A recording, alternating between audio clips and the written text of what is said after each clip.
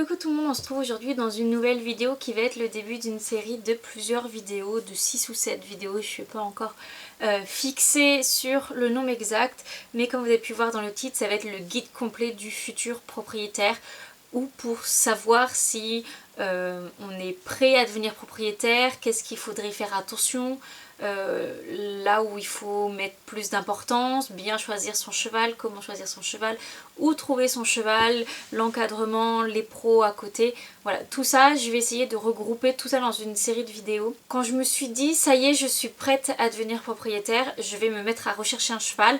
Je me suis posé des questions, est-ce que j'étais vraiment prête, comment je pouvais savoir que j'étais vraiment prête, et ça m'a rassurée de trouver quelques vidéos par-ci par-là sur YouTube pour vraiment savoir qu'est-ce que c'était que la vie de propriétaire et voir si j'étais réellement prête ou pas. Et je me suis dit voilà, je vais faire ces vidéos pour aider d'autres personnes en faisant complètement une série pour que ce soit le plus complet possible et qu'on puisse vraiment avoir toutes les informations nécessaires. Donc là, sur la première partie, la première vidéo, on va voir vraiment si on est prêt à devenir propriétaire et sur le choix vers quel type de cheval se porter. Est-ce que c'est plutôt cohérent avec nos objectifs, avec ce que l'on veut faire, tout ça. Donc eh bien c'est parti. Donc ça va se diviser en trois parties pour cette vidéo. Donc dans les grosses lignes, voir si on est capable d'entretenir plus ou moins le cheval. En deuxième, vers quel type de cheval se tourner. Et en troisième, s'il y a des cohérences avec nous en tant que cavalier propriétaire. Alors dans cette vidéo, je vais faire des généralités comme si que l'on a acheté un cheval pour le monter et pour un seul cavalier. Je ne parle pas par exemple de cheval de famille qui peut faire des frères, des sœurs, des parents, les enfants, tout ça. Vraiment en tant qu'individu qui recherche à acheter son propre cheval pour le monter. Après on peut très clairement acheter un cheval pour ne pas le monter, pour faire ce que vous voulez, mais je vais généraliser pour pouvoir m'axer sur quelque chose et je pense que c'est ce qui va regrouper le plus de personnes qui va regarder cette vidéo, c'est d'acheter un cheval pour le monter. Autant faire du sport ou pas faire du sport, du loisir, de la balade, ça la discipline peu importe, mais pour monter dessus. Donc être sûr de pouvoir assumer le cheval. Donc un cheval ça s'assume en plusieurs points. Il y a notamment l'argent, on va pas se cacher. Il faut l'argent pour avoir un cheval et l'argent pour acheter le cheval c'est bien, avoir l'argent pour entretenir le cheval c'est mieux et surtout avoir l'argent pour acheter le cheval, entretenir le cheval et avoir de quoi payer des frais vétos qui ne seraient pas prévus de base, c'est encore mieux. Voilà, faut vraiment être stable financièrement, avoir de l'argent de côté. On peut avoir un cheval sans avoir de l'argent de côté, mais ça serait mon plus gros conseil d'avoir de l'argent de côté parce que l'argent ça sort plus vite que ça ne le rentre, surtout avec un cheval. Donc voilà, la partie temps, il faut pouvoir assumer de dégager assez de temps dans sa semaine pour le cheval. Pour X raisons, on peut avoir un problème où il faut qu'on se rende rapidement aux écuries. On peut avoir par exemple des traitements à administrer, des rations à donner à son cheval, c'est à nous de le donner. Donc il faut qu'on se rende par exemple tous les jours ou 2 fois par jour aux écuries. Il faut du temps pour juste passer du temps avec son cheval, du temps pour monter, travailler si on a des objectifs derrière. Enfin vraiment avoir du temps, un cheval, c'est pas comme en centre équestre où on y va 2 heures le mercredi, 2 heures le samedi et voilà. C'est quasiment 2 heures par jour si vous voulez vraiment consacrer du temps à votre cheval. Ensuite, c'est une charge mentale. Autant dans l'équitation, on sait que c'est dur mentalement, autant être propriétaire, c'est également dur mentalement pour plein de raisons. On va sans cesse être remis en question pour tout et pour rien, en passant par la ration, à savoir si on ferre, si on met une couverture, sur quel équipement on met à son cheval, sur tout et n'importe quoi. Donc voilà, il faut pouvoir assumer d'avoir une charge mentale en plus du quotidien en quelque sorte. Aussi être sûr de pouvoir lui offrir un type de vie qui correspondra à nos attentes et à ses attentes. Voilà, c'est quelque chose que on ne peut pas malheureusement tous faire, hein, puisqu'on n'habite pas dans dans les mêmes régions. Il y a des régions qui vont être plus favorables par exemple à une pension champ que d'autres, ou alors il y en a qui vont avoir donc pension box paddock. Dans certaines villes ça va être même compliqué d'avoir des paddocks. Donc voilà, il faut être sûr du type de vie que l'on propose à son cheval et que ça corresponde du coup aussi à ce qu'on peut donner au cheval. Par exemple, si votre cheval est en pension box et qu'il n'a pas de paddock, et ben ça va être à vous de lui consacrer beaucoup plus de temps pour ne pas qu'il reste enfermé dans ses quatre murs pendant des longues heures. Alors qu'au contraire, si le cheval est au champ et qu'on a un peu moins de temps à lui consacrer, voilà, il faut quand même un minimum de temps à les consacrer, mais si vous en avez moins, eh bien, mettez plus le en pension au champ, c'est ce qui sera le mieux pour lui. Ensuite, ce sera être sûr de pouvoir par rapport au projet futur. Est-ce que vous avez le projet de faire énormément de voyages et de partir par exemple faire un tour du monde pendant 6 mois? Et bien dans ce cas-là, n'achetez pas un cheval 2 mois avant de partir par exemple. C'est des choses qui peuvent être très logiques, mais c'est bien de le rappeler pour être sûr. À partir du moment où on achète un cheval, on est censé l'assumer sur du très long terme. Enfin moi je pars du principe, à partir du moment où j'achète un cheval, où j'adopte un animal, c'est jusqu'à la fin. Donc vraiment, il faut qu'il soit en adéquation avec mes projets futurs. Projet pas forcément dans l'équitation, mais vraiment en mode projet personnel. Parce que oui, on est cavalier, mais on est également des humains qui avons un travail, des choses à faire dans la vie personnelle. Et il faut aussi que ce soit en adéquation du coup avec le cheval. Et aussi à savoir qu'on peut également le mettre en DP, en tiers de pension, au pair au club, si vous avez qu'une case par exemple, si vous n'avez que la case temps qui ne correspond pas à ce que je viens de vous lister, mais que ça ne vous dérange pas d'avoir un cheval et de le mettre en demi-pension, ça peut être une solution que vous ayez votre cheval, mais par exemple que vous ne pouvez lui consacrer que 3 jours par semaine, les autres jours quelqu'un d'autre peut du coup venir s'en occuper.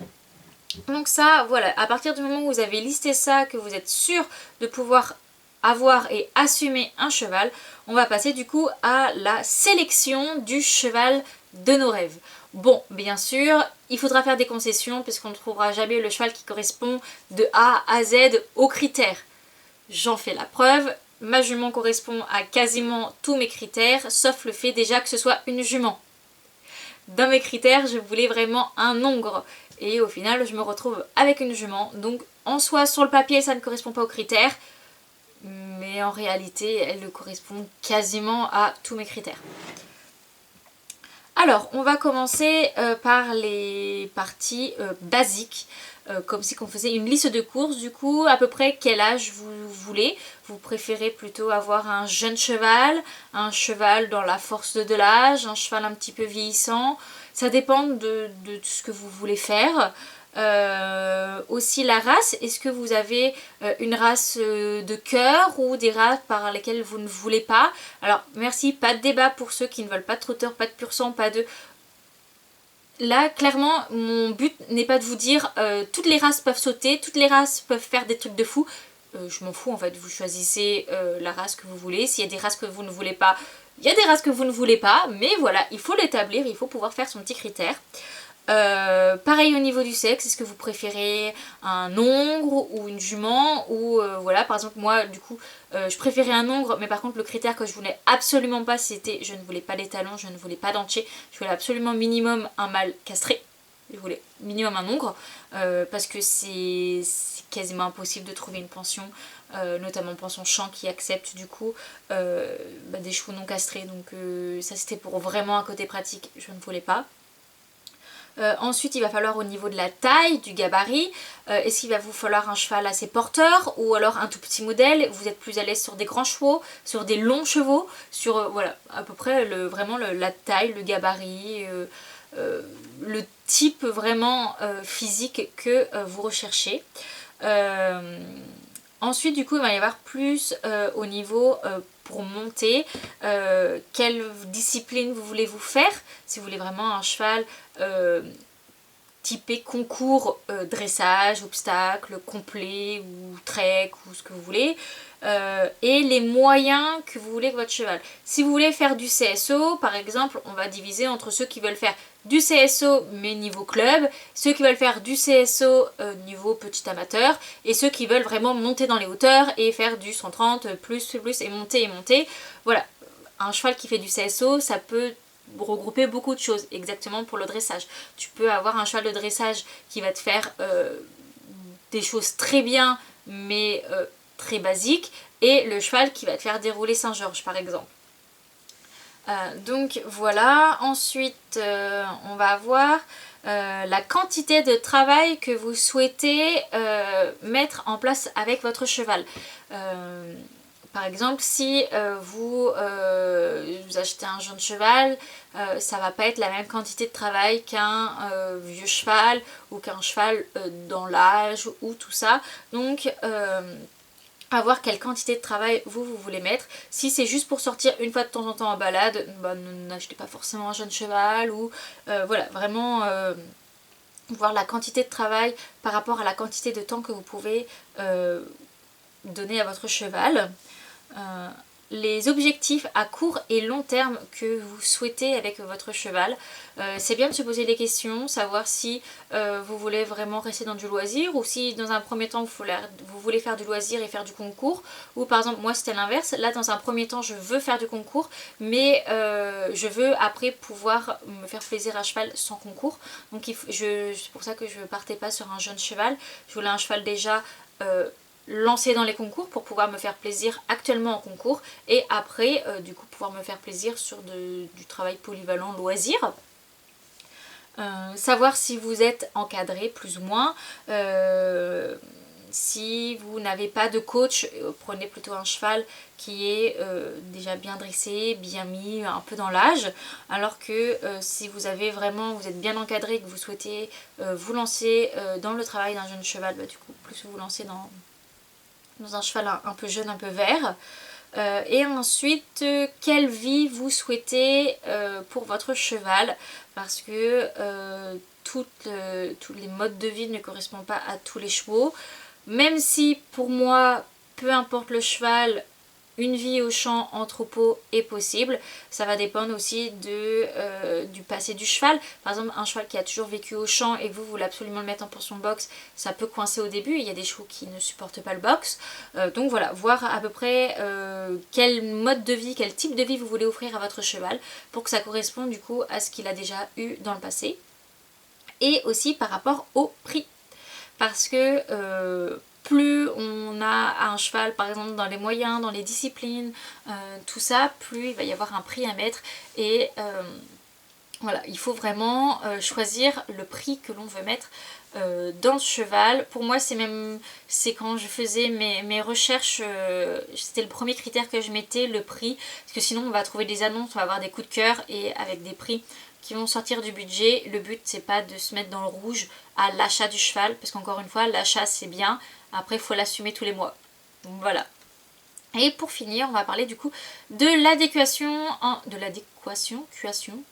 bref, entre le cavalier futur propriétaire et entre le futur cheval.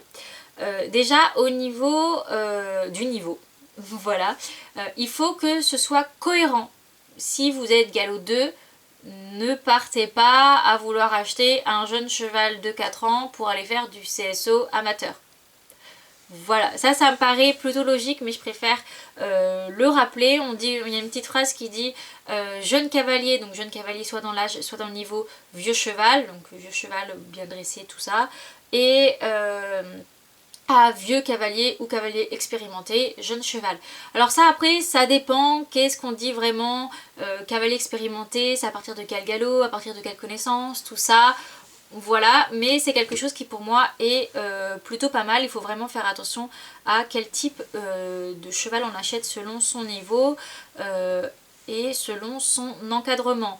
je conseillerais à n'importe qui d'être encadré, mais encore plus à des personnes qui ont un niveau pas très élevé, je dirais même en dessous du galop 5. Pour moi c'est très important d'être encadré au quotidien avec un cheval. Ensuite au niveau de l'argent, les prix flambent de tout, hein, autant que ce soit pour les courses, pour les voitures, pour les maisons, que pour les chevaux, les prix ça flambe, mais voilà, il faut avoir un budget cohérent. Lorsque je faisais mes recherches, je regardais beaucoup aussi des annonces de personnes qui recherchaient des chevaux, et il y en a qui vont te mettre des critères de fou, avec petit budget, par exemple car étudiante. Alors, c'est pas parce que tu es étudiant que le vendeur va dire « Oh mon dieu, elle est étudiante, je vais baisser le prix de mon cheval !» Déjà ça, non. Et c'est surtout que, eh bien, tu peux pas avoir le beurre, l'argent du beurre et tout ce que tu veux de la crémière. Hein. Donc, voilà, il faut se faire plus ou moins un barème de selon ce que tu veux à ton cheval, les critères que tu veux absolument et par rapport au prix. Par exemple, moi j'ai vu que si je voulais absolument un hongre, il fallait que je rajoute à peu près 1000 € parce que à partir d'un certain âge, à partir généralement de 10-12 ans, les hongres ont plus de valeur que les juments. Ça je ne comprends pas, mais c'est un constat que j'ai fait pendant mes recherches et c'est là que je me suis dit, eh bien pour 1000 €, pourquoi pas déjà aller voir, essayer une jument, et au final c'est une jument qui n'a rien d'une jument. Voilà, donc moi pour le coup c'était bon. Il faut aussi que ce soit en adéquation au niveau du physique. Je ne suis pas là pour discriminer quelqu'un, mais quelqu'un par exemple qui va avoir un fort poids, qui va être de corpulence assez élevée, ne va pas aller acheter un petit pur sang ou un petit poney assez, pas porteur, pas costaud, tout ça, en opposé. Une cavalière qui fait 30 kg toute mouillée de 10 ans ne va pas aller s'acheter un grand anglo-arabe bien fort, voilà, d'1m72 par exemple. Il faut vraiment être en adéquation du coup au niveau du poids, au niveau de la taille, au niveau aussi du physique, des particularités physiques qu'on pourrait avoir si on a des problèmes par exemple à un genou ou un machin, pour prendre voilà ce genre de choses là. Et au niveau des connaissances, ça je parle aussi par rapport au mode de vie. Si vous voulez avoir un cheval chez vous, vous avez les terres et vous souhaitez avoir un cheval chez vous, dans ce cas là il faut avoir les connaissances. Pour moi vraiment les connaissances vont être plus important que le niveau à cheval, parce que quand on est propriétaire on passe beaucoup plus de temps à pied qu'à cheval. Surtout si à cheval vous êtes encadré, le plus important ça va être d'avoir les connaissances pour pouvoir assurer le cheval à pied. Voilà pour la première partie. J'espère que ça n'aura pas été trop brouillon. J'ai essayé vraiment de lister point par point, mais c'est assez compliqué, que c'est des vidéos qui me tiennent un peu à cœur, donc je divague un petit peu partout, mais voilà, j'espère qu'en tout cas vous aurez compris où est-ce que je veux en venir, qu'il est important d'établir des critères, mais il faut que ce soit des critères qui soient en raccord avec vous, avec votre future vie de propriétaire et de cavalier. Donc voilà. En tout cas, j'espère que ça vous aura plu et on se retrouve dans les prochains jours pour la deuxième partie.